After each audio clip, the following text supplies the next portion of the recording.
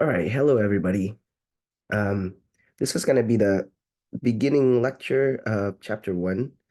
For chapter one, we're going to break it up into two lectures. So this video will encompass chapter one, part one. Uh, it should be closed caption, so you guys can pause the video, and you can search keywords to sort of jump to the video that you want.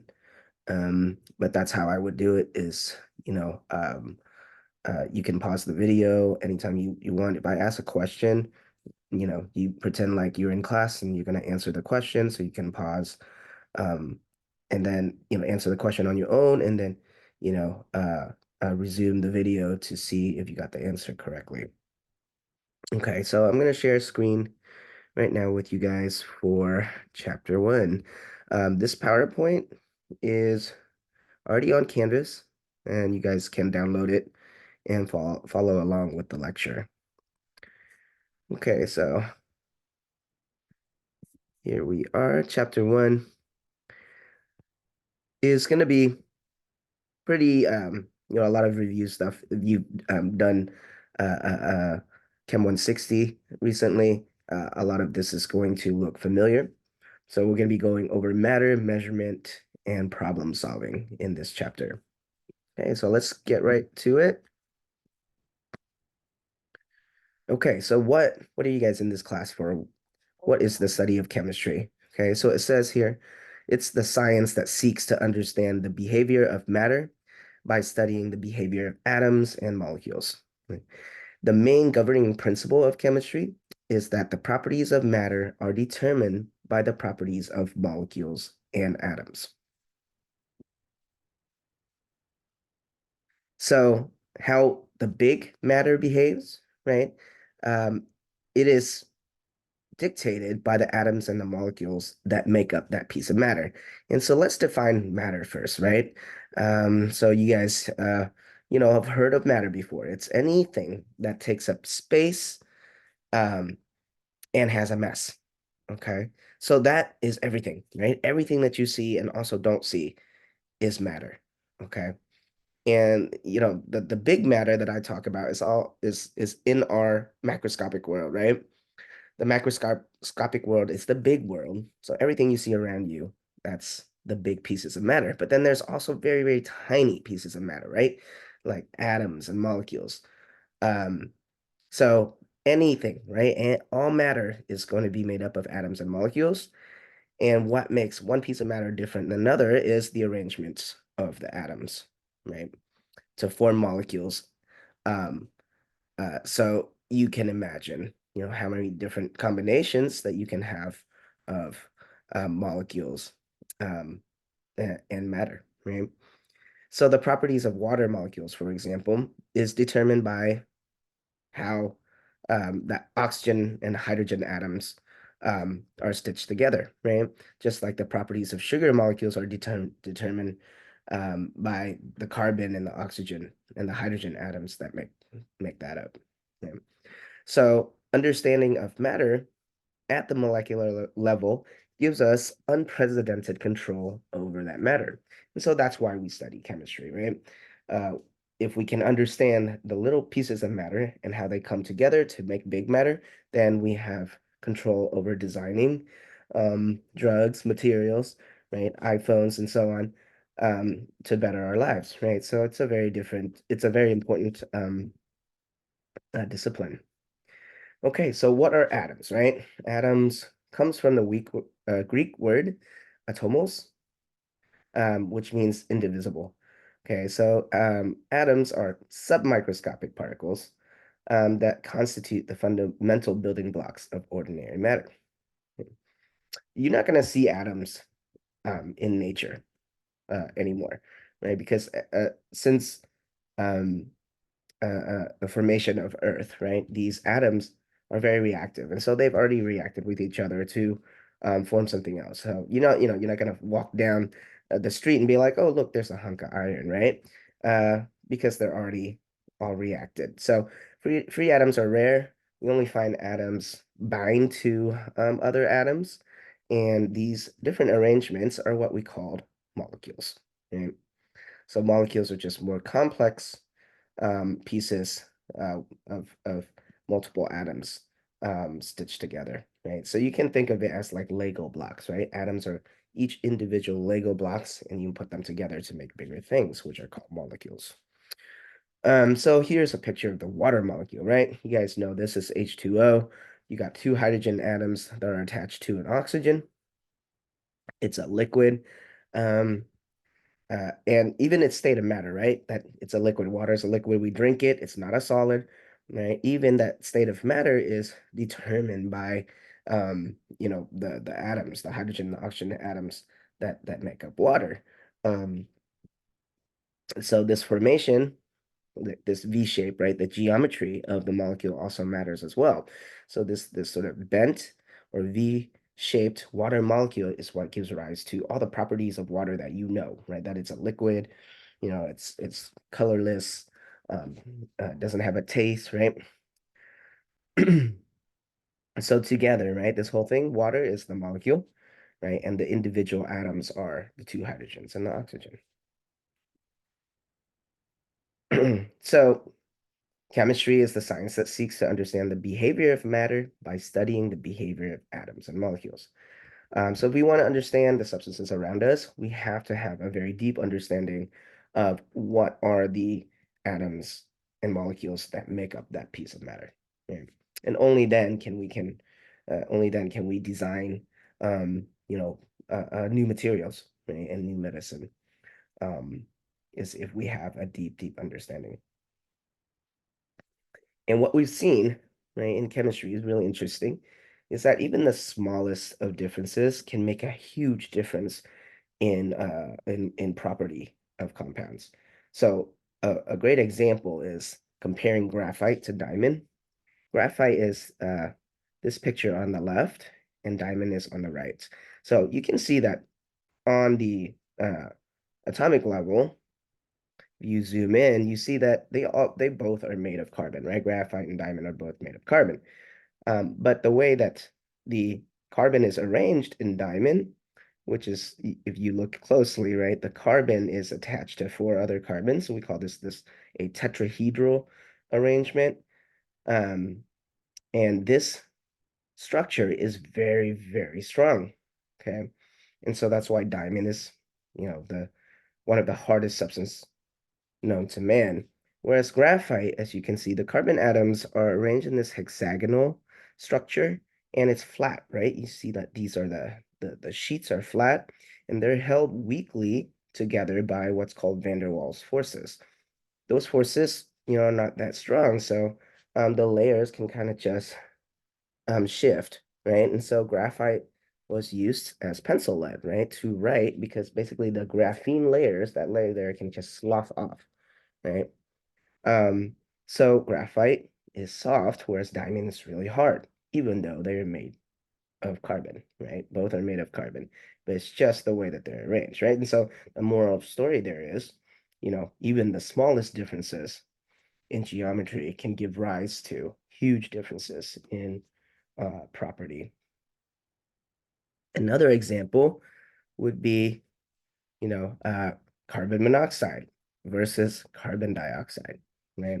So carbon monoxide is CO, um, and it's linear, right? So if we draw CO, I'm gonna switch to the board here. So behind me, right? Oops, let's get a better marker.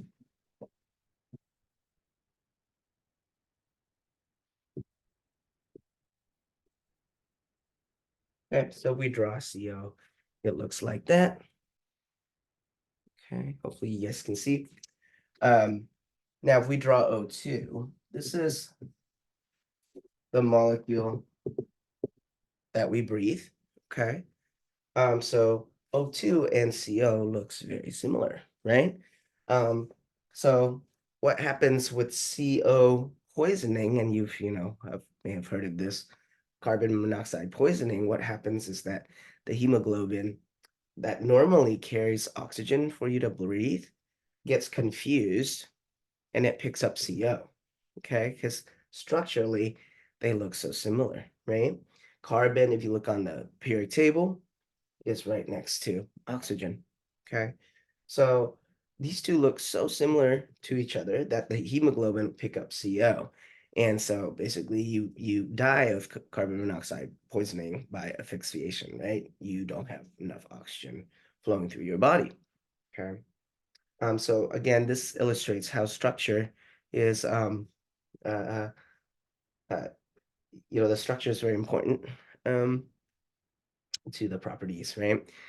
And here it asks the question, right? Why is breathing in carbon dioxide okay? Well, I mean, it's not okay. I mean, if you just breathe in carbon dioxide, you would die, right? But, comparatively to CO, it's better because CO2 looks like that, right? So you have another oxygen, you have another oxygen, and therefore it's not going to get confused, right? The hemoglobin is not going to get as confused. It's not going to bind CO2 like it does CO, right?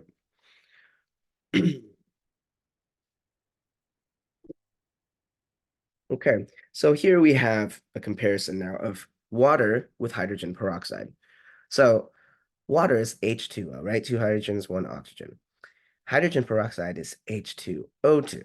So H2O2 is only differing by one oxygen to water, but its property is totally different, right? We can drink water, and we're totally fine drinking water, right? But if we try to drink hydrogen peroxide, okay, we're gonna die, right? So again, the take home message here is even the slightest difference, right, in composition is going to give rise to huge changes in properties. Right? So that one extra oxygen in hydrogen peroxide just makes it something completely different, okay, than water. Okay.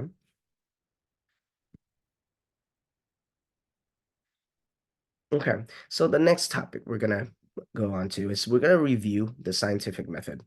Right? You guys know this before, but we'll just briefly go over how it is that we're amassing knowledge. What is the system we use in order to reliably um, accumulate knowledge and be confident, right, in the knowledge that we accumulate. What is that method, right? So it's called the scientific method, and the approach is based on just observation and experimentation, but rigorous experimentation to make sure that we are kind of come up with the right conclusions, right? So observation, then experiment, and after rigorous experimentation, we can sum up and formulate, what we call laws and theories, right? So in order to get experimentation, we have to formulate a hypothesis. And let's go through each key points here of the scientific method. So first we have observations, right? So observations are just facts, just, straight up facts, just data, right? There are no conjecture, nothing. It's just very dry data, right? So for example, something like my shirt is red, okay? That's an observation.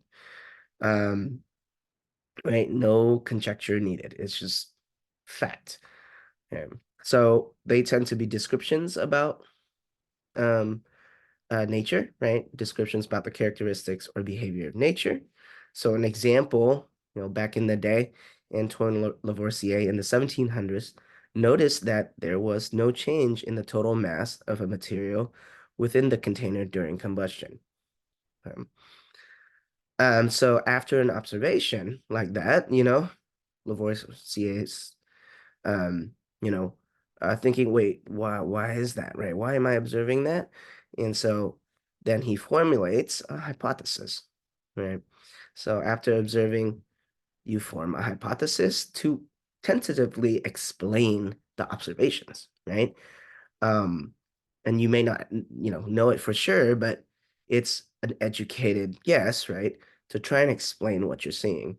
So, for example, Lavoisier explained his observations on combustion by hypothesizing that when a substance burns, it combines with a component of air. Now, a good hypothesis has to be falsifiable, right? So that what falsifiable means is that it can be proven right or wrong. Okay. Um, there must be a way to test whether the hypothesis is good or not, right? Um, so that's the key point, right? The hypothesis, it must be falsifiable. So the results of an experiment may support a hypothesis and prove it wrong, in which case you're gonna have to throw it out or you're gonna have to modify it, right?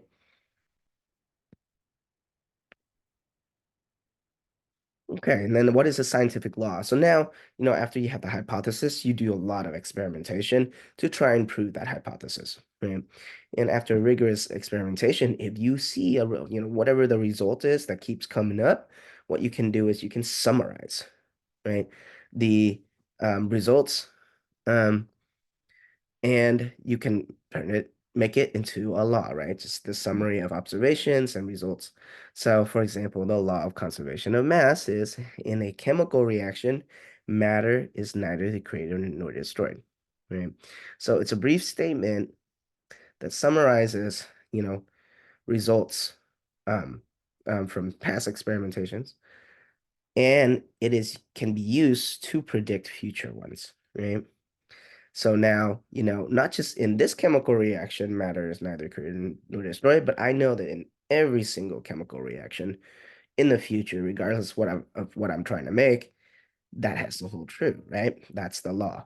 And unlike, civil laws or governmental laws, scientific law cannot be broken, right? And so that's why we call it a law, right? It is that robust. So it allows you to predict future observations, right? That's pretty cool. You can also test law with experiments, right? And that's how laws become so so strong, right? So robust is you keep testing a law with further experiments, right? Okay, then we get to theory, right? So how a theory is basically one or more well-established hypothesis, and it's formed also from rigorous experimentation. And the way it's different than a law is that the scientific theory tells you why. It doesn't just tell you the what of nature, but it will try to explain the why. Okay. So that's the difference, right? The law will tell you the what of nature, but the theory will go one step further and tell you why it is that way. Okay. So theories are very um, powerful, right? Because if you know why, you can design, right? um, you have much more control if you know why things occur rather than just what will happen, right? So theories can never be conclusively proven because some new observation or experiment always has potential to reveal a flaw, right? So theories are basically approximations of the truth, and we know that theories are not perfect, right?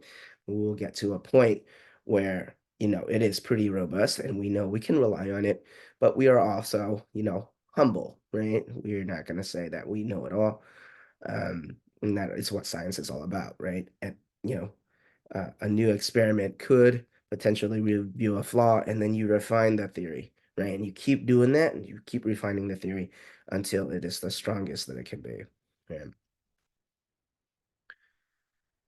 So the theory, one of the theories that we're gonna dive into is, Dalton's atomic theory, right? What is because we can't observe the atom straight on, right? And so, what is the theory of the atom? What does it actually look like, right? We it is a theory because we actually don't know for sure, right?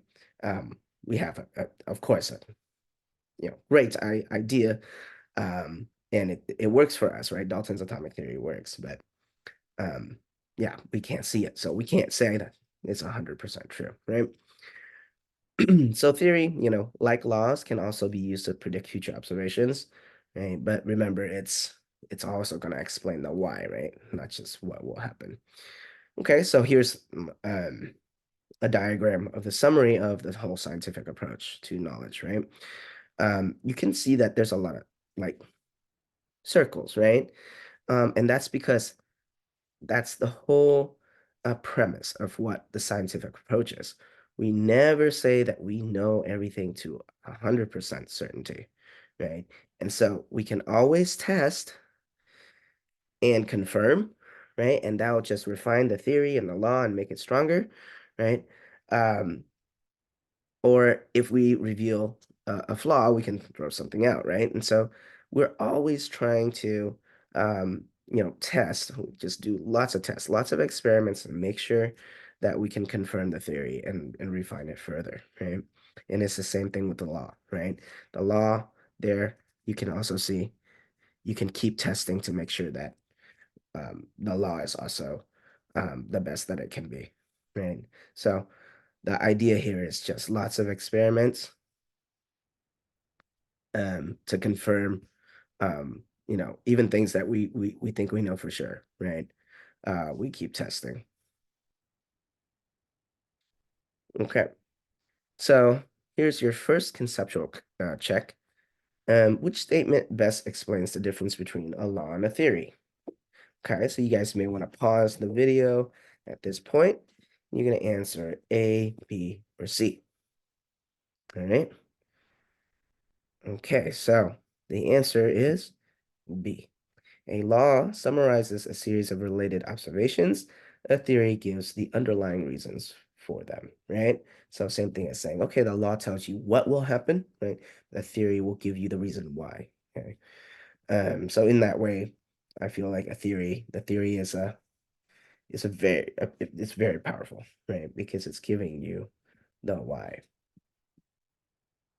Okay. So we're just gonna keep jumping to the next topic, right? It's chapter one. It's just a mishmash of beginning topics review, right?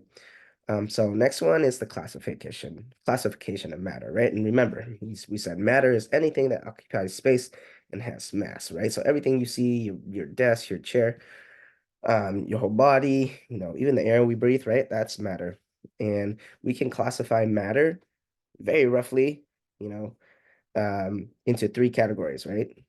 Uh, into its physical form or its state, right? So solid, liquid, gas, right? Those would be the states. And that's very rough, right? Um, but it's easy to do, right? It's easy to see if something's a solid, liquid, or gas, right? And then we can also classify it into composition, right? Which is the basic components that make it up. So matter, right? States of matter, solid, liquid, or gas. And the states of matters can be changed, right? For any piece of matter, any piece of matter can exist in all three states. It's just dependent on the temperature, right? And so you guys know that if you increase temperature, you're going to go from a solid to liquid to gas, right? But if you cool the temperature, then you're going to go from gas back to liquid, back to solid. Okay, so let's take a look. What are the differences between the three states of matter? Well, for a solid, you can see that it's very tightly packed, right? That means you don't have a lot of kinetic energy, right? Kinetic energy is movements, right? Or vibration. So you don't have a lot of energy. That's kind of how you can think of solids. So they're just vibrating in place, okay? Um, and so all of the particles are like smashed together. There's not a lot of free space in between the particles, right? That's really the big difference. Now, when you go to gas, which is the other end of the spectrum, right? You see there's big space. So it's really about spacing and kinetic energy, right? They go hand in hand, okay? The reason why there is so much spacing in between gas uh, states is because the particles are moving so fast, right? So you inject energy, right? You inject heat, these particles start to move a lot faster, and so therefore they can get further away from each other, right? Um, and so that's why you have a lot of space, okay? Now, you guys know the difference, like how it looks, right? To your eyes, a solid versus versus a gas. And you can feel it too, okay? So I challenge you to put your fist through your desk, right? You can't do it, okay? But I can freely, right? You can freely wave your hand in the air. And that's because of space, right? there's no space between the particles on your desk. So you can't put your hand through it, but you can certainly wave your hand through gases, gaseous air, right? The air that we're breathing. Okay, so it is, right? It's about space and kinetic energy. So then liquid must be the one in between, right? So in the liquid, you have a little bit more kinetic energy, but not enough for the particles to be far apart. So they're still more or less touching each other, but they get more, there's more, action, right? There's more movement. And so you get enough space for the particles to kind of roll past each other, right? And that rolling motion, right, is what gives the liquid state um, flow, right? You get flow because you do have a little bit more space there and kinetic energy, right? So again, any piece of matter can exhibit all three states, just depends on the temperature, right? So cold is going to favor solid, and the warmer you go, you can get to gas, right? So what does that mean about solid matter? If it's really fixed together, which means that, and it's so closely packed, it means that a solid will have a fixed volume and a rigid shape, right? Um, and a solid can be classified into two types. You guys should know these words that are bold. Anytime you see bold words on the slide, you know what they are. So, a solid can be classified as crystalline, which means that it has long range ordering. So something like a diamond is called is considered a crystalline solid, right? Because it has such long range ordering. That means it reflects light at the same angle. Okay, and that's what gives it brilliance. Right? So crystalline solids are like your gems, your gemstones, your diamonds, right? Anything that's shiny is going to be crystalline because of long range ordering. And the other type of solid is called amorphous. This does not have long range ordering. And so it does not reflect light in the same angle, and the light cancel each other. So it looks dull, right? It does not look shiny like in a crystalline solid. Now, this is interesting. This article came out in 2009. Um, and we now know diamond is no longer nature's hardest material. Yeah. So they did find this lonsdaleite in a mine, and they concluded that lonsdaleite was formed just like diamond by high pressure, right? So um, it probably came on a meteorite, crashed into the earth, and that impact created, created so much pressure that it made lonsdaleite, right? And so if you look at lonsdaleite structure, you see that it's also an allotrope of carbon, meaning, you know, um, it's made of carbon, but it's just in a different arrangement than diamond. And it so happens that this arrangement is harder, is more stronger, right, than the arrangement of carbon and diamond. And so that's why lonsdaleite is stronger, right? And you guys should also know, if I put pressure on you during the semester, to do well, don't be mad at me, right? Because all I'm trying to do is turn you guys into diamonds, right? Okay, so let's look at liquid matter, right? So liquid matter, remember a little bit more kinetic energy, so it can flow. Okay, so what does that mean? It will have a fixed volume, but it's not going to have a fixed shape, right? Because we know that liquid can just kind of flow and fill up whatever shape container um, that it's in, right? So it can take the shape of any container. So not a fixed shape, but you still have a fixed volume, right? Okay, and then gaseous matter.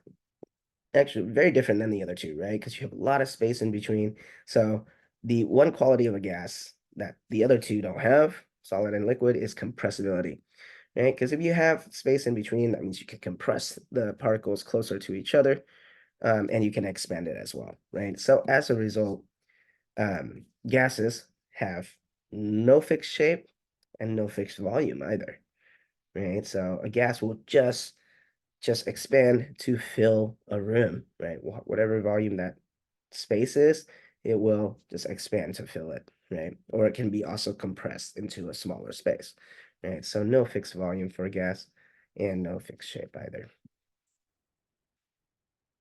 Okay, so now let's go to classification of matter by components, right? We just did it by states of matter, and we're going to do it by components.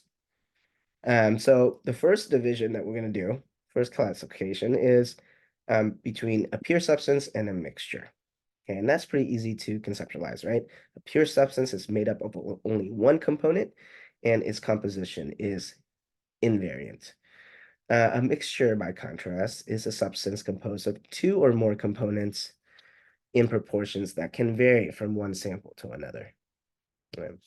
So again, pure substance is made up only one component. A mixture is two or more. Right? Now, there are two types of pure substances. Okay, so further, like a sub-classification. You can have a pure element, which is just one type of atom, right? Or you can have a pure compound, which is two or more atoms combined, right?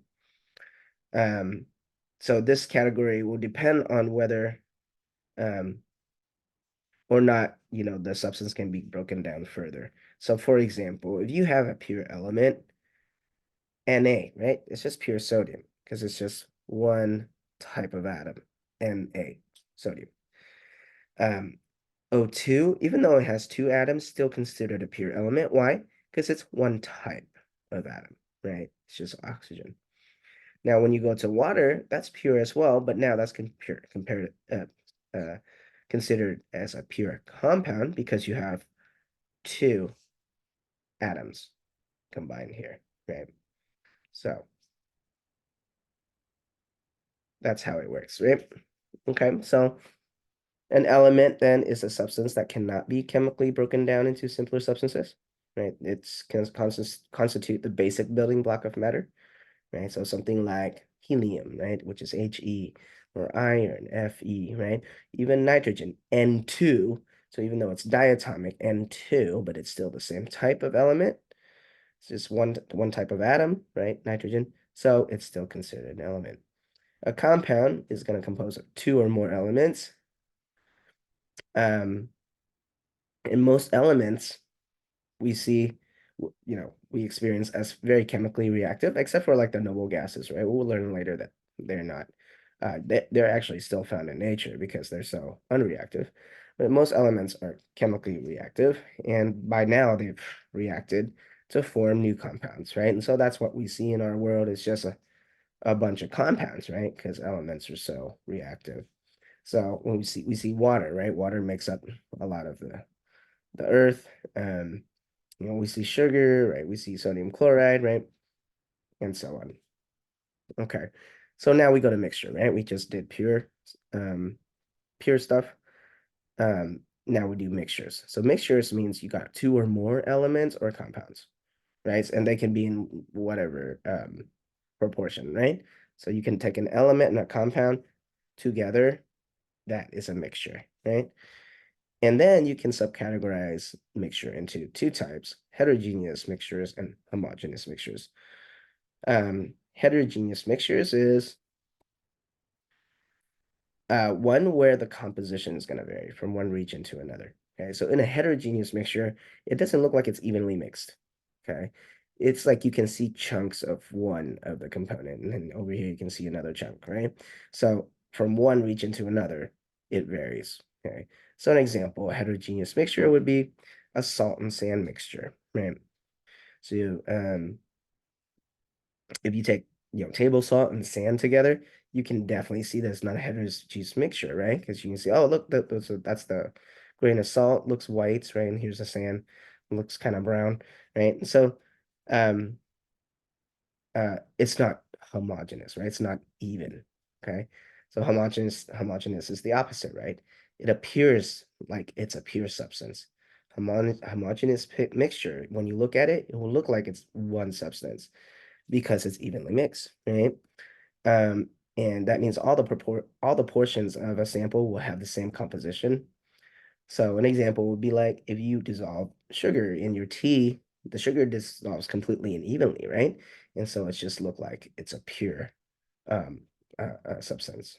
Yeah. So homogeneous mixtures will have uniform compositions because the atoms or the molecules that compose them mix uniformly. Okay, so here's like a little flow chart, right? This is the flow chart that you would actually use in order to, classify matter by component. And you can ask a series of questions, right? So if you have a piece of matter, now you ask yourself, is it variable composition? If you say no, then it's a pure substance, right? If you say yes, then it's a mixture, okay? Then under that umbrella, right, under pure substance, you can further classify whether it's a pure element or a pure compound. And remember how that goes. If it's a pure element, it's just one type of atom. If it's a pure compound, then it's two or more atoms, right? Now, under mixture, you can subcategorize into two more categories, right? Heterogeneous means it's not mixed evenly, and homogeneous means it's mixed evenly, right? So something like wet sand is heterogeneous mixture. Tea with sugar is homogeneous mixture.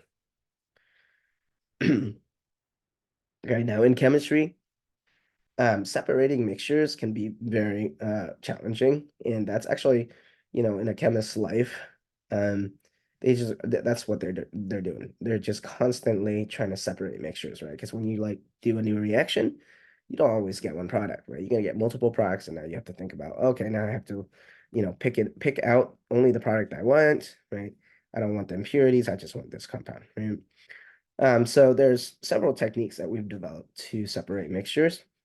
Um, and we can sometimes leverage their difference in states of matter, and that makes it easy, right? So, for example, the method of decanting, right? Decanting is, when you're trying to separate a solid from a liquid, right? And you can use that difference in state of matter to easily separate, right? You can just decant, which means you pour off the liquid layer, leaving the sediments behind, right? So that's a pretty, you know, um, easy way, of separating a solid from a liquid. Um, but now, what if you want to separate two liquids, right? That's going to be harder, right? Because especially if the two liquids are mixed together. So, for example, something like vodka, right? Vodka is a mixture of ethanol and water. Both are in the liquid state. So how are you going to separate them? Okay. The method actually is called distillation, and you can see the distillation setup here. Um, and it's really interesting here how this works. So let me explain. So here you have your boiling flask. That's the flask that has your mixture in it, right? And so let's say that, you were trying to distill, vodka here. So you have water and ethanol inside this flask, and you put it over a Bunsen burner.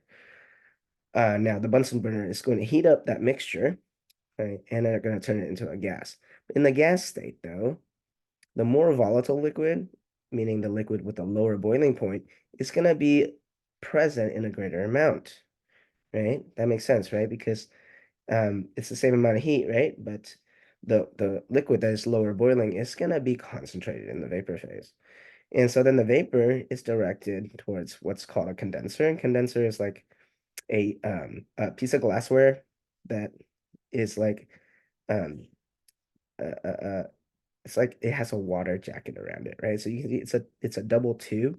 There's an inner tube where the gas flows, and then you have the outer tube is where the cooling water is in there. So like it has a water jacket around it that cools the vapor back into the liquid phase and into the collecting flask, right? So in the collecting flask, what has happened is now you have more alcohol in here compared to water, right? So what you've done is you've um, separated um, at least, partially separated the water from the alcohol, right? If you want to keep doing that, eventually you can get, more or less just alcohol in there up to 95%, right? So imagine taking this flask and putting it back over the Bunsen burner and doing it again. So each subsequent distillation, you're increasing the alcohol percentage, right? Filtration is another method of separation. And filtration, as it sounds, is you're trying to collect a solid from a liquid. So you're gonna have like a filter paper, and then you're gonna pour the mixture on top, and of course the solids are gonna stay on top while the liquid is going to seep through, right, the filter paper. So that's a very reliable way as well to separate a liquid from a solid, right? All right, let's keep going. So physical versus chemical change. Okay, so a physical change is a change that alter only the state or appearance of a substance, but not its composition. Okay, so again, change only that that alter only the state or appearance of a substance and not what it's made of, right? Those are called physical changes. So, water boiling, this is considered a physical change because all that's happened is um, the appearance of water changes, right? But not its chemical composition.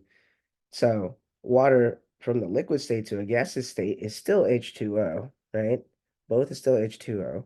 So its identity hasn't changed, but its appearance has changed, right? Obviously, a liquid water versus steam looks very different, okay? So any state changes are physical changes, okay? Just generalize it like that, right? Okay, now a chemical change. A chemical change is a change that alter the composition of matter. Um, so it will change its identity.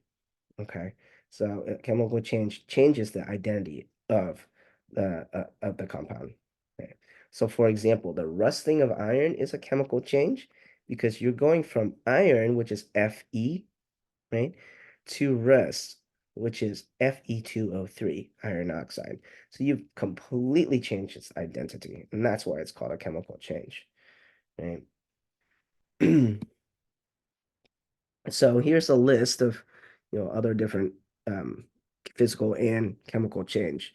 So remember, so on the left side here, right, you have physical changes because you're just changing states of matter, right? So for example, sublimation, um, sugar dissolving, okay, those are physical changes, right? Because sugar dissolving in water, it's still sugar, it tastes sweet, right? It's just in a different state. It's in a dissolved state, okay? But here we have propane gas burning. That's a chemical change. Why? Because propane now turns into carbon dioxide in water, right? So it's just changed its identity. Okay. So that leads us to physical property and chemical property. Okay. So a physical property is a property that a substance displays without changing its composition. So for example, the smell of gasoline is a physical property. Odor, taste, color, appearance, melting point, boiling point, and density are all physical properties because you can measure the color, the appearance, melting point, and boiling point of a compound um, without changing its composition, right? Like if I just record a color of a compound or I see what temperature it boils at, right? In doing so, I'm not changing its composition. So that's what we call physical properties, right? A chemical property is a property that a substance displays only by changing its composition, okay? So flammability, right? Or corrosiveness, toxicity, acidity, all of those are considered chemical property because while you measure those things, you must change. You do change the substance into something else, right? So if I want to measure the flammability of gasoline, I have to burn it. And in the process of burning it, it has gone from gasoline to something else, right? Okay, so let's do our first example problem here, classifying um, matter, right? So it asks us to determine whether each change is physical or chemical. What kind of property, chemical or physical, is demonstrated in each case? All right. So at this point, you may also want to pause the video and just, go through these on your own. And then when you're ready, you can resume. I'll be giving you guys the answer, right? And we'll explain it too. Okay. So the evaporation of rubbing alcohol. By the process of evaporation, you're not changing the compound. So this is a physical change. Okay. And what kind of property is demonstrated in each case? It's also a physical property, right? The burning of lamp oil. Well, when you burn something, it's going to change its identity, right? So this is considered a chemical change, okay? And what kind of property is demonstrated in each case? It's also a chemical property. The burning would be like the flammability of the oil, right? C, the bleaching of hair with hydrogen peroxide. Obviously, bleaching of a hair, you're using a chemical that's going to change the hair, right? Uh, you you also can see that the hair goes from one color to another, and that's very indicative. A color change is very indicative of a chemical change. Okay, so C is chemical change. D, the formation of frost on a cold night. Depositing of frost is just, what is that? Going from a liquid to a solid, right? Which is just a state change, and so therefore it's a physical change. Okay, so there's some more practice for you guys here, right? Down here. Okay, so we can go through these as well. Okay, so a copper wire is hammered flat. Well, only its appearance has changed. So A is physical. Okay, a nickel dissolves in acid to form a blue-green solution. Color change. That's got to be a chemical change. C, dry ice sublimes without melting. Subliming is it's just a state change, so this is a physical change for C. And D, a match ignites when struck on a flint. Oh, you're burning something again, right? So it's going to change the identity. D would be a chemical change. All right, so we're just moving right along here, right? We're moving right along. We're getting into energy. Not too far in depth, but just an overview, right? Energy.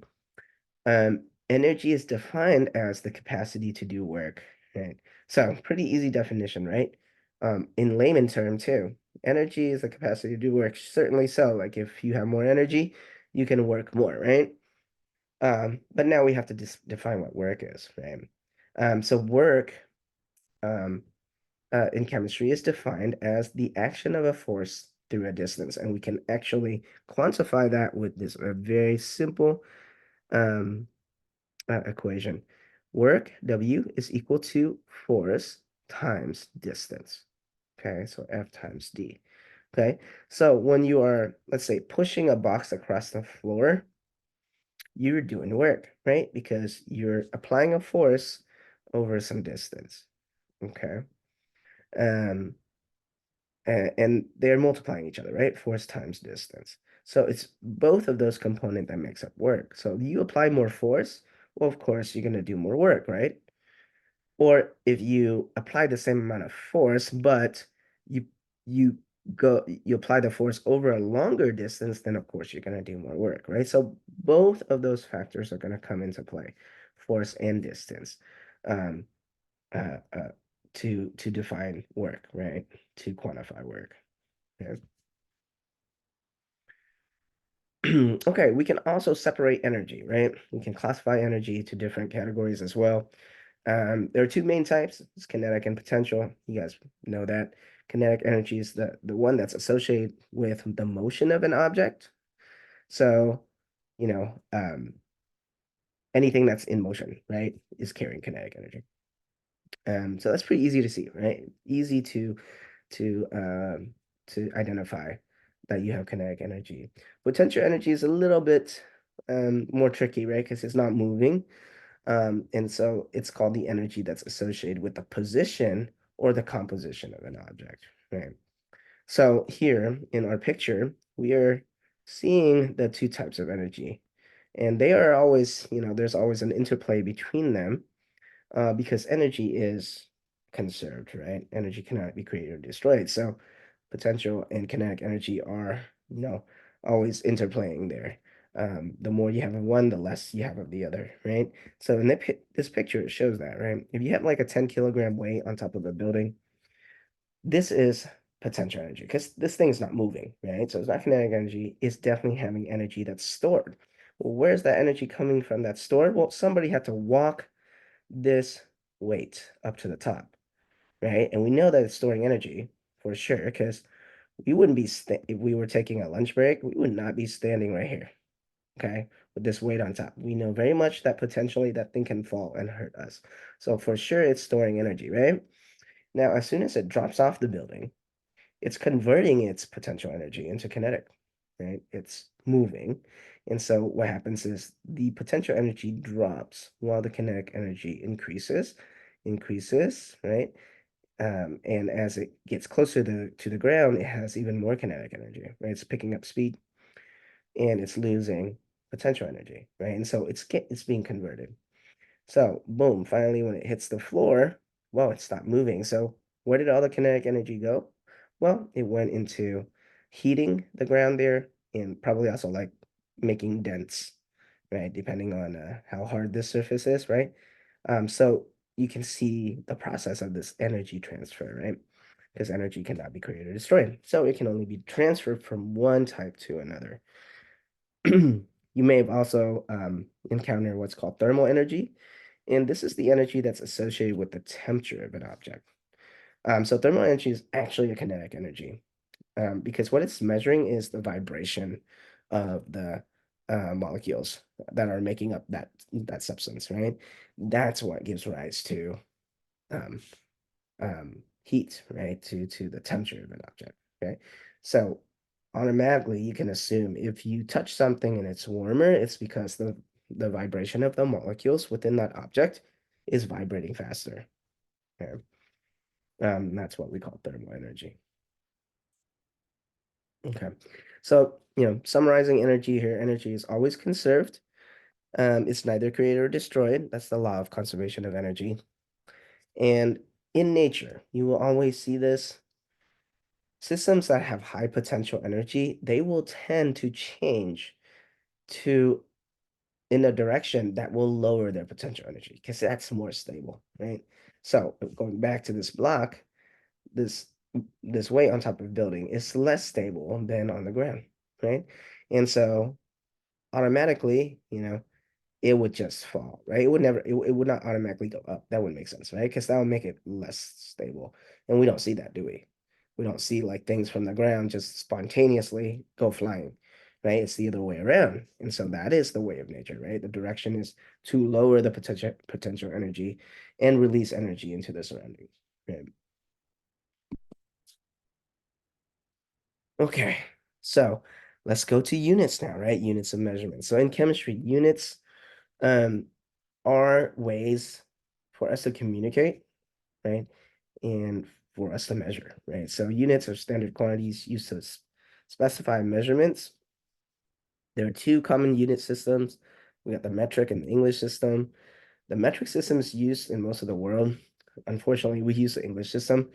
And we're kind of stubborn about it too, because a lot of people are trying to like change it, but we're like, nope, we're gonna stick to the English system, which actually, you know, um, I feel like it hinders us, right? It's harder for us because everybody else is in the metric system. We always have to constantly convert from English to metric, right? Which is not convenient. But we can do it. We'll learn how to do that, right? So scientists, we use um what's called the SI system. It's the International System of Unit, and it is based on the metric system. The SI comes from the French phrase Système International des Unités, and that is, um, right, that's what SI stands for. And these are the 7 standard units. Let's go through them and also the symbol. This is really important that you guys not just know what is it measuring, but also the symbol, right? So the 7 things that, we measure in science, right? Length. The unit there is the meter, okay? And it's a little m for the symbol. We measure mass in the unit of kilogram, and it's little k, little g, okay? We measure time in the unit of second, that's little s. Temperature, we measure in Kelvin, big K. Amount of substance, we measure in mole, and the symbol is MOL, all lowercase. The casing is very important, okay, guys? So I want you guys, when you write these things, make sure that you have the right case, right? Uppercase, lowercase. Electric current, amperes, capital A. You're not going to see this in the class a lot because this is, this is more for physics later. And then luminous intensity, it's the candela, little c, little d. Also, you're not going to see that in this class, right? And so you're going to see mainly the top five base units there. And then we're going to combine these units too into like, more complex units, but that's why they're called the base units, right? It's the simplest units. Okay, so let's go through the base units in more detail and kind of see like how do we keep track, right? How do we like standardize these measurements? So the meter is slightly longer than a yard, right? In the US, we talk about yards, right? So 1 yard is 36 inches, while 1 meter is 39.37 inches. So meter sticks slightly longer than a yardstick. And it used to be measured as 1/10 millionth of the distance from the equator to the North Pole through Paris. Can you imagine, like, who walked that to figure that out, right? It doesn't, and also doesn't seem very accurate, right, to define it that way. And so, um, as we've gotten more sophisticated with our instruments, we now measure the 1 meters as exactly the distance light travels through a vacuum in a certain period of time. That's 1 over this number, right? And so you guys see what this number is? That's 2.99 times 10 to the eighth. What? 3 times 10 to the eighth? If you round it, that's the speed of light, right? So 1 over that is going to be meter. Okay.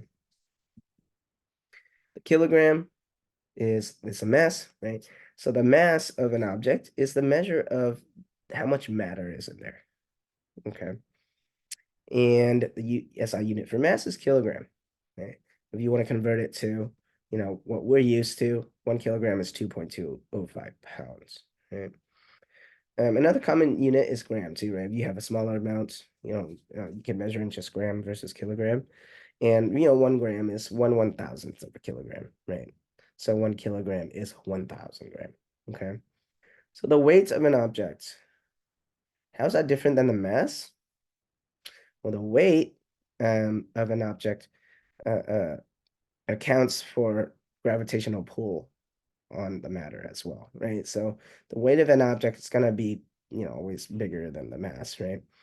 But that's the difference. And I know, like, when we're just speaking, uh, we use those interchangeably, but it's important to know that there's actually two different things, right? Mass is the measure of the quantity of matter that's within it, and the weight is taking into account also the gravitational pull, right? So, when people say, oh, I want to lose weight, that's actually not what you want to lose, right? You actually want to lose mass. Because you can lose weight by doing very simple things like jumping into a swimming pool. You've already lost weight. That's not what you mean, right? You mean like, oh, I want to lose mass, right? I want to get smaller. Okay, so the kilogram, there's a standard. Okay, there's a standard that's kept under guard in France, under a double bell jar. And in order to handle it, you need gloves, you need these forceps. It's very sensitive, right? Can you imagine if, the kilogram somehow gets a speck of dust on it or gets, a piece missing from it? Our standard kilogram cannot either gain or lose weight, right? That would be a disaster. And so that's why the original actually, no one ever touches it, right? It's only in very special cases that it's going to like get used at all.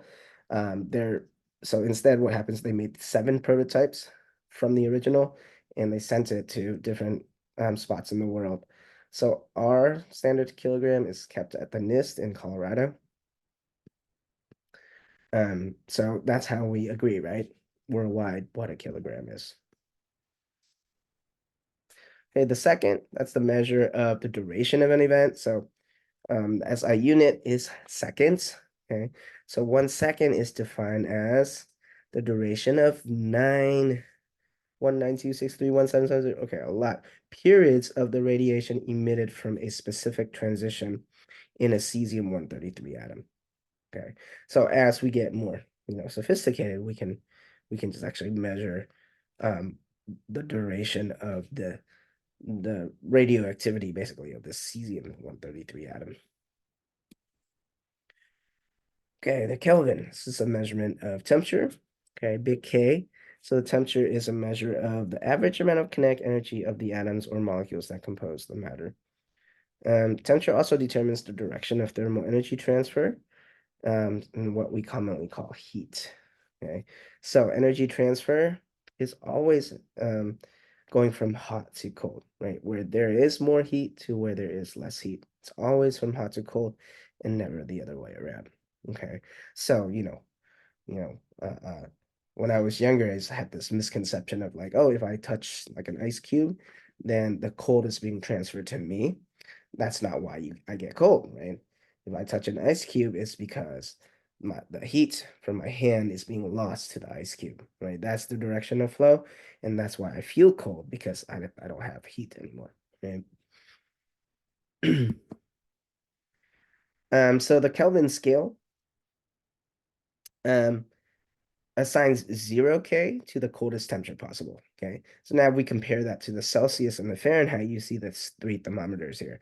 Now in science, right, we use the Celsius and Kelvin scale, and that's actually really easy because the difference between Kelvin and Celsius is just a shift of 273.15 Kelvin. Okay, so 273.15. So what all you need to do is either add or subtract that number, right, to go from Celsius to Kelvin. Now, from Celsius to Fahrenheit, you see the gradations is actually very different. So it's more complicated to try to convert from Celsius to Fahrenheit, but we do have a formula for that, which is on your uh, uh, uh, uh, conversion sheet. Okay, so you don't have to memorize this. Okay, you just have to know how to uh, uh, utilize the equation, right? So again, if you want to go from Celsius to Kelvin, what you do is you add 273.15, and I do want you guys to use all 5 numbers here, all 5 sig figs, okay? 273.15. And if you want to go back, then you subtract, right? If you want to go from Kelvin to Celsius, then you subtract 273.15. And here, if you want to go from Fahrenheit to Celsius, what you do is you take Fahrenheit minus 32 and you divide by 1.8. Okay. And then if you want to do it the other way around, right, you just do algebra. Okay. So if you algebra this, let's see, what would we get here? Let me switch to the board real quick. And so what we had before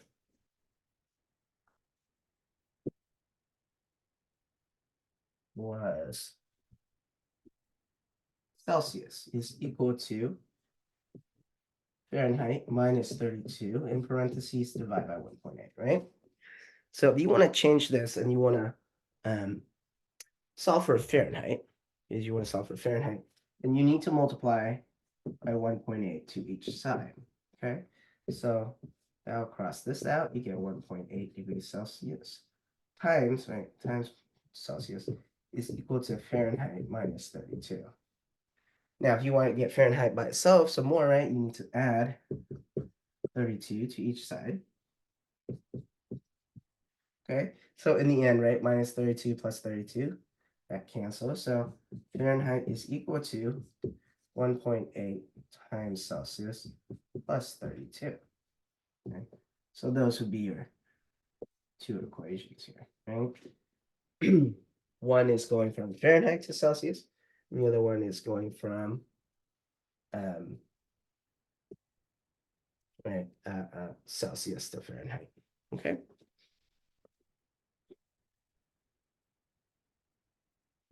Let's get this slide back up. All right. So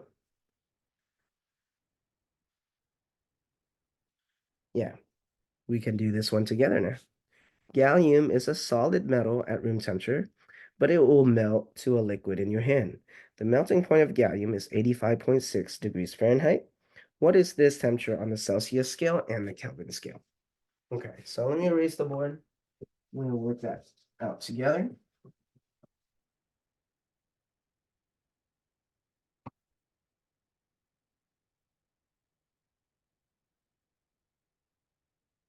So 85.6 degrees Fahrenheit. What is the temperature in Celsius scale? Okay, so we're going from Fahrenheit to Celsius. Um, so remember the formula, right? We have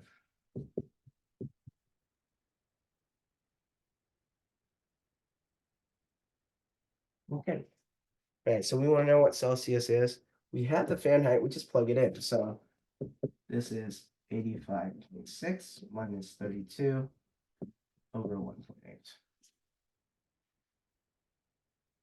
Okay, so right, so just punch that into your calculator.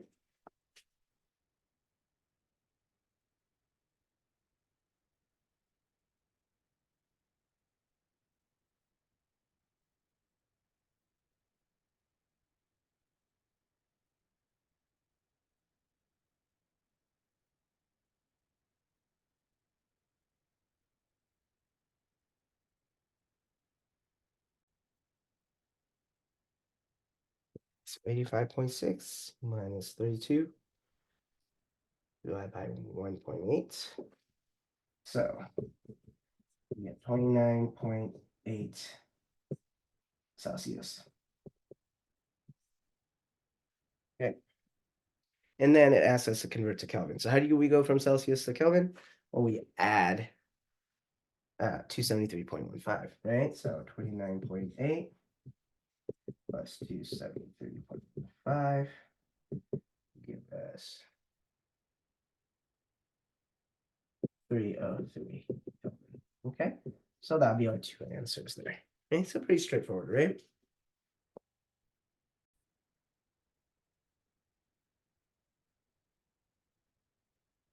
All right, so let's go back to the slides. Okay, so the last topic of this part of the lectures for this video, we're going to go over prefix multipliers. Okay, so what prefix multipliers does for us is to allow us to express really large numbers in a convenient way and also very small numbers in a convenient way. And these multipliers change by the powers of 10, which makes it easier, right? So for example, 1 kilometer means uh, 1,000 meters, right? So 1 kilometer is 10 to the third meters, right? So 1,000 is the same thing as 10 to the third, right? So it makes it easy to express really large numbers or really small numbers. So just take a minute here to look at this slide, right? Where you see the red dots are the ones that I want you guys to know, right? So these are the prefixes. There are 9 of them total that you need to know. And what I want you guys to do is actually memorize the exponent that is associated with each prefix. You also need the symbol, okay? Right? So as you can see, giga is used to express a really large number, like 10 to the 9, which is a billion, okay? So giga means a billion something, okay? So 1 gigabyte, for example, is 1 billion byte, right? So another way to say that, 1 gigabyte is 10 to the 9 byte. Okay. So rather than writing 1 with 9 zeros behind it, isn't it easier to just write 10 to the 9? Right? It's the same thing, right? 1 with 9 zeros behind it is a billion, and so is 10 to the 9. Okay. And then mega, right? You know how I remember it? Mega millions, like the lottery. Okay, so mega is big M, and the multiplier is a million. So you multiply up by a million, right? So that's 10 to the 6. Okay. So huge numbers here, right, gets truncated to just, easily 10 to the 9 and 10 to the 6. So that's how I remember is I'm going to associate giga with 9 and mega with 6. Okay. So I can associate the prefix with the exponent, and I feel like that's one of the best tricks, to learn this. Okay. And then we keep going down, right? Kilo, the multiplier is 1,000, so that's 10 to the third. So notice already there's a pattern here, right? From giga to mega to kilo, it's going down by 1,000, right? 9 to 6 to 3, okay? So you're gonna associate that with that, okay? And then we get, if we drop down 3 more, that's 10 to the 0. And remember, anything to the 0 is 1. So that's it, that's our baseline, right? Now below that would be a number that's smaller than 1. So deci is smaller than 1, 0.1, right? And a number that's smaller than 1, then it's going to get a negative exponent. Does that make sense, right? And so now we start to have prefixes that express small numbers, okay? So deci then is 0.1 or 10 to the negative 1. Centi is 10 to the negative 2. So again, that's what I do, right? I'm going to associate these exponents with the prefix. And as soon as you start have that memorized, right, everything else comes easier, okay? And by the way, this will be on the first quiz. It's always the section that really kills people. I don't want to scare you guys by saying that. I just want to impart to you, right, to study hard on this section, right? Ask lots of questions, come to office hours to really get this part. Because historically, it's just the one that is sort of the killer on the first quiz, right? But if you spend, uh, if you practice it, you'll get it. Like it seems confusing at first, but give yourself a chance, all right? Come and ask me, and we can do problems together if we need to. All right, so let's keep going, right? Centi, 10 to the negative 2, milli, 10 to the negative 3, and then it goes by threes again, right? Negative 3, negative 6, negative 9. So negative 6, right? Micro, nano, negative 9. Okay. So, and then, oh, one more. We got pico, right? You see that? 3, 6, 9, 12. So it's going by 3. So 10 to the minus 12 is pico. Okay. So once you have that memorized, now you can start writing what I call equivalencies. Equivalencies would be like, this is equal to that, right? So here's an equivalency. So I'm gonna go away from the slide, go back to the board so you guys can see this nice and clear, right? What we're gonna do is just write equivalencies. So have that slide still on your screen so that you are looking at it and you can reference it. Okay. And we're just gonna start at the top, right? Just start at the top, and these prefixes can go with any unit, right? So for example, if I have 1 giga apple, I have a billion apples. Does that make sense, right? If I have 1 giga oranges, right, then I have a billion oranges, right? So notice it doesn't matter what I put behind it, right? Apples or oranges. Well, of course, we don't measure that in science, so it's better to do something like 1 gigameter, for example, right? So if I'm trying to measure distance, right? 1 gigameter, right? Big G is giga. Then what that means is I have a billion meters. Okay. So you see, this is why I call these equivalencies. And this is the first thing you need to do is to learn to write these equivalencies. Right? Because the next step is when we do conversion. You can't do conversion if you don't have the equivalencies. Okay. So the first thing you do is write these equivalencies. The next is mega. Now, let's just change it up. Mega what? Let's not measure distance this time. Let's try, we're going to measure volume, right? So we can say liter. 1 big M, big L.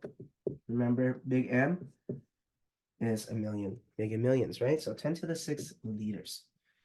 Okay, right? Isn't that equivalency? Okay. This is akin to doing something like $1 is equal to 100 cents.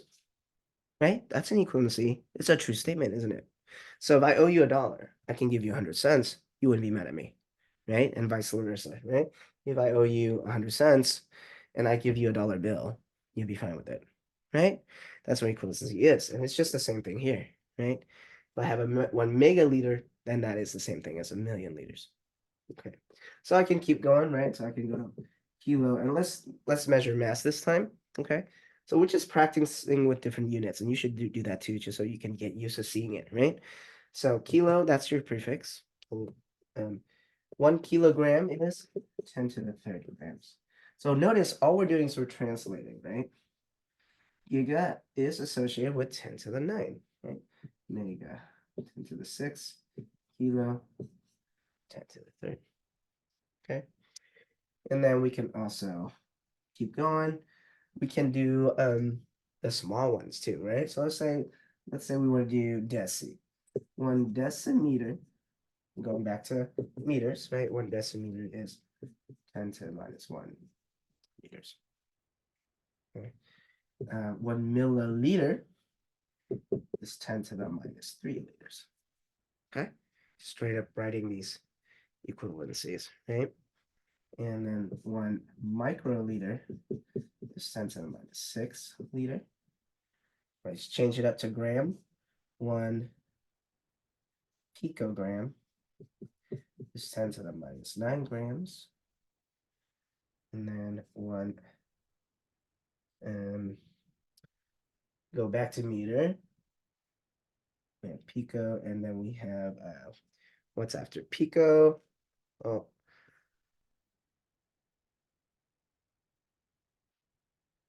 Oh, sorry. Pico would be the last one. Nanogram is 10 to the minus 9. Pico, let's go back to meter. 1 picometer is 10 to the minus 12 meters. Okay, sorry about that. Little brain fart there.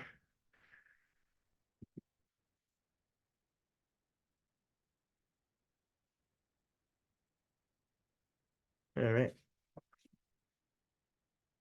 Okay, so hopefully you guys seeing that, right? We're just writing the equivalencies. Okay. So very important that you get these.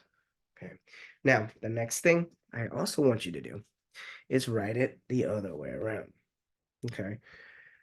Just so that you see both. Okay, and that you don't that you're used to seeing both.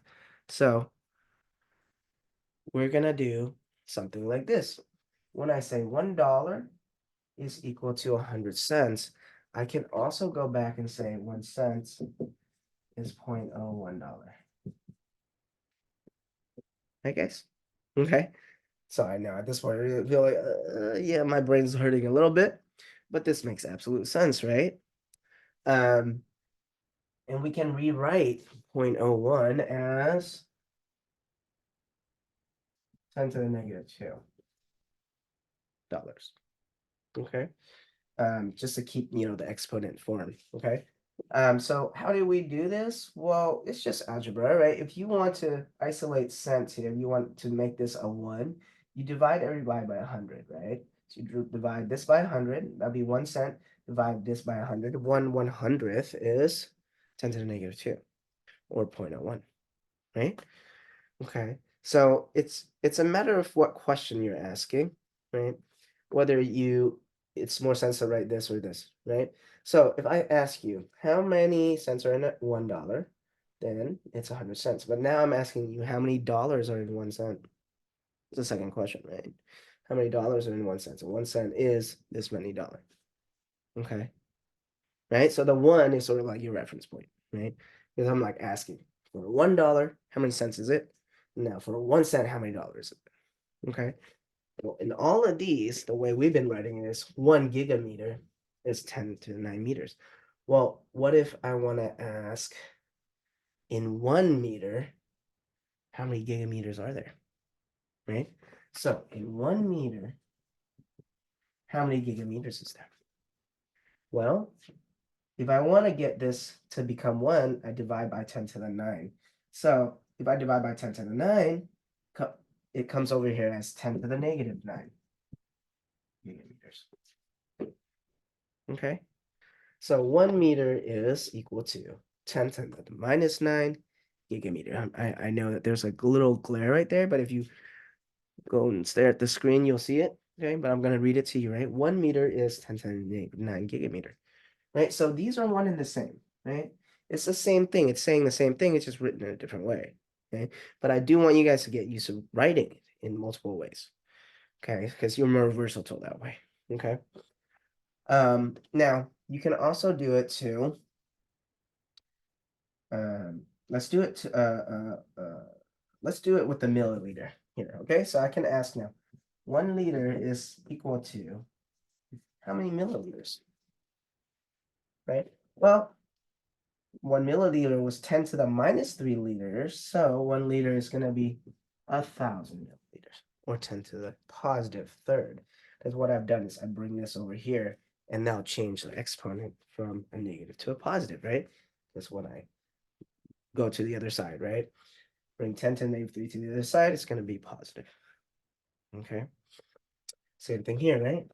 1 liter is 10 to the 6 microliter. Okay.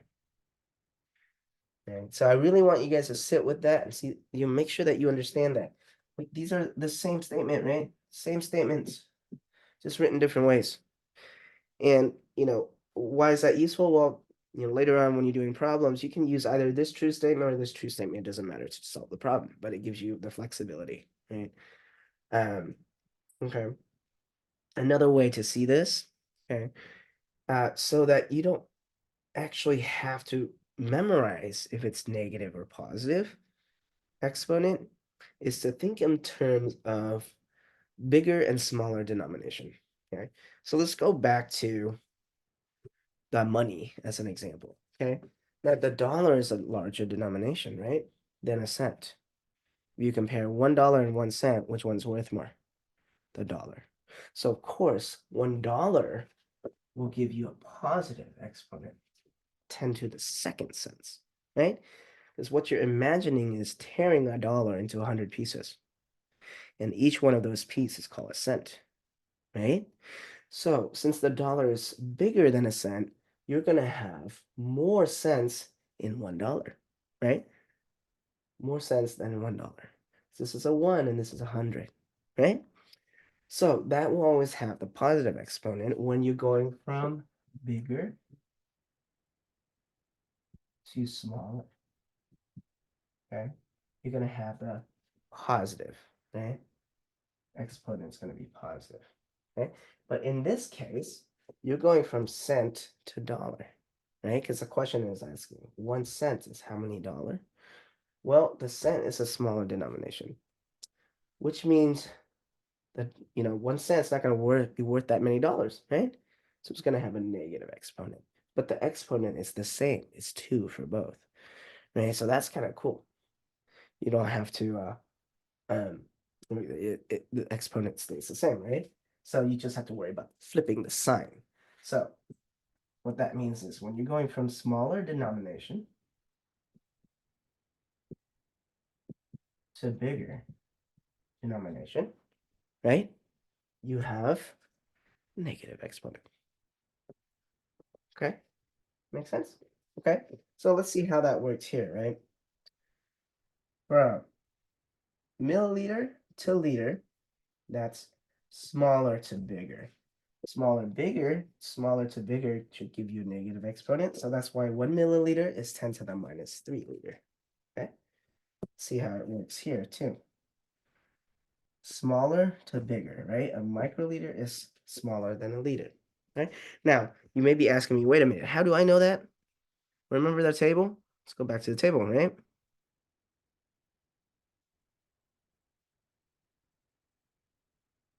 Go back to the table, right? It's going from biggest to smallest. So that's why you got to learn that first, right? Memorize in order: giga, mega, kilo, deci, centi, milli, micro, nano, and pico. That's the order. Giga being the biggest, pico being the smallest, right? So memorize it in that order so you know what's bigger than what, right? So again, back to here, right? I know that micro is down there, smaller than liter. So I'm going from smaller to bigger. So that's gonna be a negative exponent, -6, right? But here I'm going from bigger to smaller. Right now I'm asking a different question. I'm like, 1 liter is how many milliliters? So I'm going from bigger to smaller. That should be a positive exponent. So I just flip the sign from -3 to +3. Same thing for micro, right? Liter is bigger than micro, so I'm gonna switch from -6 to +6. Okay. Um, and that's what you do, right? So you guys see what the exercise that I'm doing. You should also do this exercise. Do it both way for all of them. I've only shown you for 3 right now. Okay, you guys go and do the other 6, and you do it back and forth until you are well versed in that. Okay, I'm gonna show you one more trick. Okay, and then you guys go practice. Okay, because that's really all I can do, right? I can do all the examples for you. If you don't do it and figure it out on your own and doing some practice, you're not going to get it, right? But I will show you one more trick to help you learn this stuff. What you need to practice, right? It's go from top to bottom, okay? Top to bottom, giga, biggest, right? Then mega, then kilo, and that's the base, right? That's where the big numbers are. Then we go to the smaller numbers, deci, centi, milli, micro, nano, pico. 1, 2, 3, 4, 5, 6, 7, 8, 9. Okay. And remember for giga, it was 9, right? What's the exponent? Mega is 6, kilo is 3, deci is -1, centi is -2, milli is -3, micro is -6, nano is -9, and pico is -12 for the exponent. Okay. Well, I'm going to not even care about the negative, okay? I'm just gonna group things into the exponent. So I know that giga and nano is 9, okay?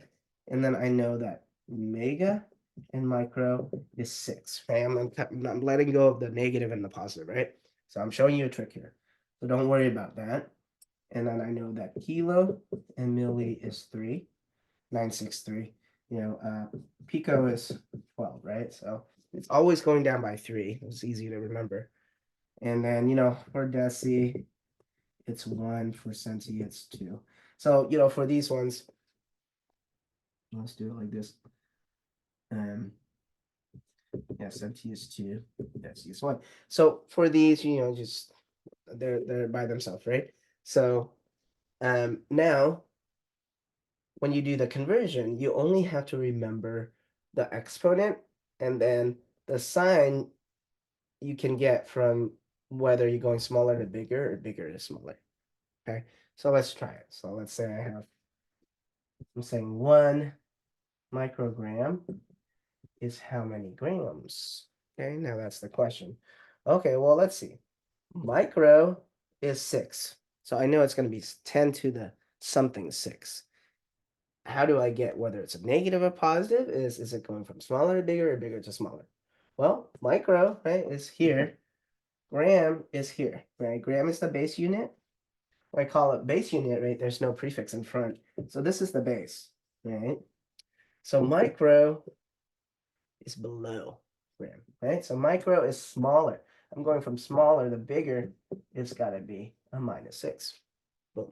You see that? Let's try nano, okay? But this time I'm going to say 1 meter is equal to how many nanometers? Okay, 1 meter is equal to how many nanometers? Well, I know nano is associated with the number 9. Okay, so now I just have to figure out whether it's a positive or -9. Meter or nanometer is bigger. Well, meter is just a base unit. Nano is down here. So meter is bigger. I'm going from bigger to smaller, bigger to smaller. So that's going to be a +9. Okay, you guys see that? Okay. One more, right? Let's do centi. 1 centiliter is how many liters? Right, now we're doing volume. Oh, centi is 2. Right, we know what the exponent is 2. But is it a positive or a negative 2? Well, I'm going from smaller to bigger. Right? Smaller, centa is smaller than the base, right? Centa is down here in the basement. So 10 to the -2. I'm going from smaller to bigger. Okay. So honestly, sirs, I can do 25 more of these problems, 100 more of these problems. It's not going to help you, right? You need to internalize this and conceptualize this yourself when you're doing more practice. So that's why I would go through and just randomly ask yourself questions, right? And write these true statements, right? And, let me know if you guys have questions, right? Come to office hours or ask me during lab, right? When there's like a lull in the lab, okay, come and ask questions. All right, so I'll see you guys next time in the next video. We'll finish chapter 1.